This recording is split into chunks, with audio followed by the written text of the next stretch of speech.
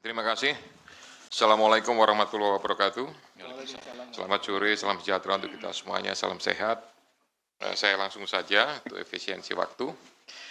Jadi, sebagaimana tadi disampaikan bahwa ada kegiatan tangkap tangan di Kementerian Ketenagakerjaan. Ini berawal dari kami menganggap bahwa, dan saya yakin semua juga masyarakat menganggap bahwa tenaga kerja itu merupakan tulang punggung perekonomian negara, sehingga kualitas dan ketangguhan sistem tata kelolanya menjadi salah satu kunci dalam upaya peningkatan ekonomi nasional. Saat ini Indonesia sedang berada pada periode produktif dengan bonus demografi yang menunjukkan tingginya jumlah sumber daya manusia yang berada pada usia kerja. Ini relevan dengan data dari BPS, Badan Pusat Statistik, yang menunjukkan rata-rata jumlah pekerja atau buruh dalam 5 tahun terakhir, jumlahnya ada 137,39 juta orang per tahun. Adapun untuk tahun 2025, jumlahnya 145,77 juta orang atau 54% dari total penduduk Indonesia.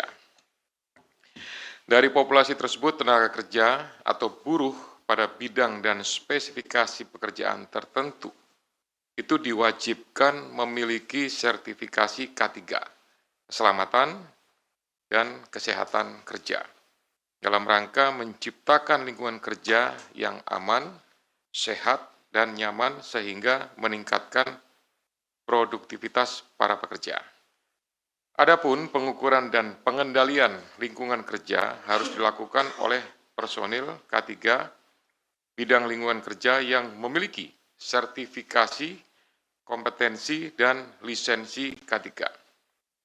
Ironinya, ketika kegiatan tangkap tangan, KPK mengungkap bahwa dari tarif sertifikasi K3 yang sebesar Rp275.000, tapi fakta di lapangan menunjukkan bahwa para pekerja atau buruh harus mengeluarkan biaya hingga Rp6 juta karena adanya tindak pemerasan dengan modus memperlambat, mempersulit, atau bahkan tidak memproses permohonan pembuatan sertifikasi K3 yang tidak membayar lebih tersebut. Biaya sebesar 6 juta ini 2 kali lipat dari rata-rata pendapatan atau upah atau UMR yang diterima para pekerja dan para buruh tersebut. Oleh karena itu, penanganan perkara ini sekaligus sebagai pemantik untuk upaya pencegahan korupsi pada sektor ketenagakerjaan yang lebih serius ke depannya, agar pelayanan publik dapat terselenggara dengan mudah, cepat, dan murah, sehingga tidak merugikan masyarakat sebagai pekerja atau buruh sekaligus mendukung peningkatan ekonomi nasional. Saya lanjutkan dengan penjelasan tentang kegiatan tindakan penyelidikan atau tangkap tangan yang sudah dilakukan oleh Kedeputian Penindakan. Yang pertama, bahwa kegiatan tangkap tangan ini bermula dari laporan pengaduan masyarakat yang diterima KPK.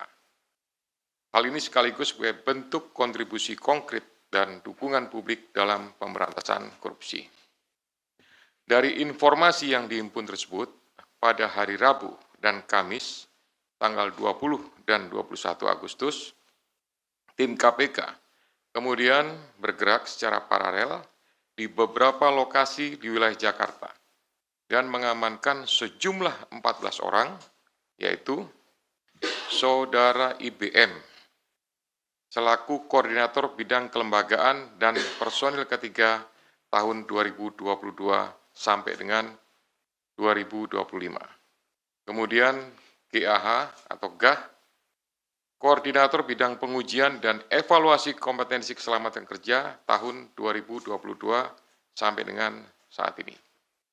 SB, Subkoordinator Keselamatan Kerja, Direktorat Bina K3 tahun 2020 sampai dengan 2025. AK, Subkoordinator Kemitraan dan Personil Kesehatan Kerja tahun 2020 sampai dengan sekarang. IEG, Wakil Menteri Ketenagakerjaan tahun 2024 sampai dengan 2029. FRZ, selaku Dirjen Binwasnaker dan K3 pada atau sejak Maret 2025 sampai dengan sekarang. HS, Direktur Bina Kelembagaan tahun 2021 sampai dengan Februari 2025. SKP, Subkoordinator, kemudian SUP, Koordinator juga, kemudian ada TEM, ini adalah pihak PT, perusahaan jasa, PT Kem Indonesia, kemudian MM dari perusahaan jasa juga PT Kem Indonesia, dan Direktur Bina Kelembagaan tahun 2021. Yang lainnya, karena tidak terkait, maka tidak dilakukan pemeriksaan. Selain itu, tim juga mengamankan barang bukti yang diduga terkait ataupun yang merupakan hasil dari tindak pidana ini, yaitu 15 unit kendaraan bermotor roda 4 dengan rincian 12 unit dari IBM, 1 unit dari SB, 1 unit kendaraan roda 4 dari SB, yang 12 unit tadi juga roda 4, kemudian 1 unit roda 4 dari HS, 1 unit roda 4 dari GAH. Kemudian 7 unit kendaraan bermotor roda 2, 6 unit kendaraan roda 2 diamankan dari IBM, dan 1 unit kendaraan roda 2 diamankan dari IEG. Kemudian ada juga uang tunai lebih kurang sekitar 170 juta dan ada 2.201 US dollar dan beberapa pecahan lainnya.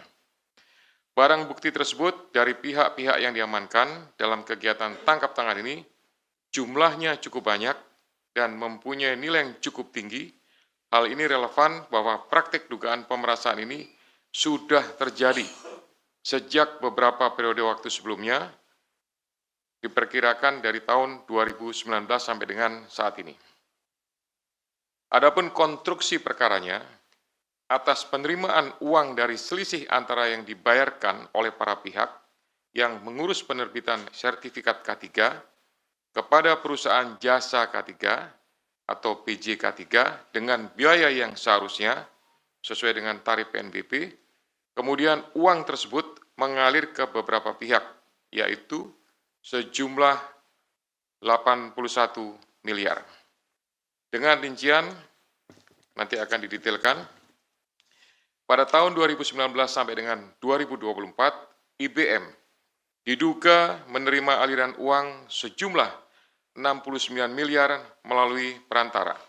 Uang tersebut selanjutnya digunakan untuk belanja, hiburan, DP rumah, setoran tunai kepada GAH, HS, dan beberapa pihak lainnya, serta digunakan untuk pembelian sejumlah aset seperti beberapa unit kendaraan roda 4 hingga penyertaan modal pada 3 perusahaan yang terafiliasi PJK3. Kemudian GAH diduga menerima aliran uang sejumlah 3 miliar dalam kurun waktu 2020 sampai dengan 2025 yang berasal dari sejumlah transaksi, diantaranya setoran tunai mencapai 2,73 miliar, transfer dari IBM sebesar 317 juta, dan 2 perusahaan di bidang PJK3 dengan total 31,6 juta.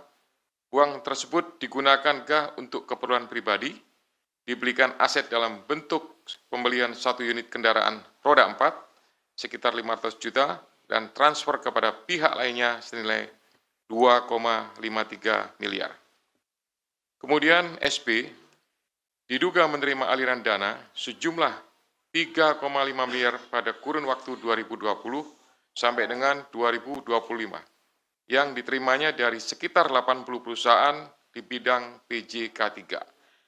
Uang tersebut digunakan untuk keperluan pribadi, Di antaranya transfer ke pihak lain, belanja, hingga melakukan penarikan tunai sebesar 291 juta. Kemudian AK diduga menerima aliran dana sejumlah 5,5 miliar pada kurun waktu 2021 sampai dengan 2024 dari pihak perantara. Kemudian sejumlah uang tersebut mengalir kepada pihak penyelenggara negara, yaitu IEG, sebesar 3 miliar pada bulan Desember 2024.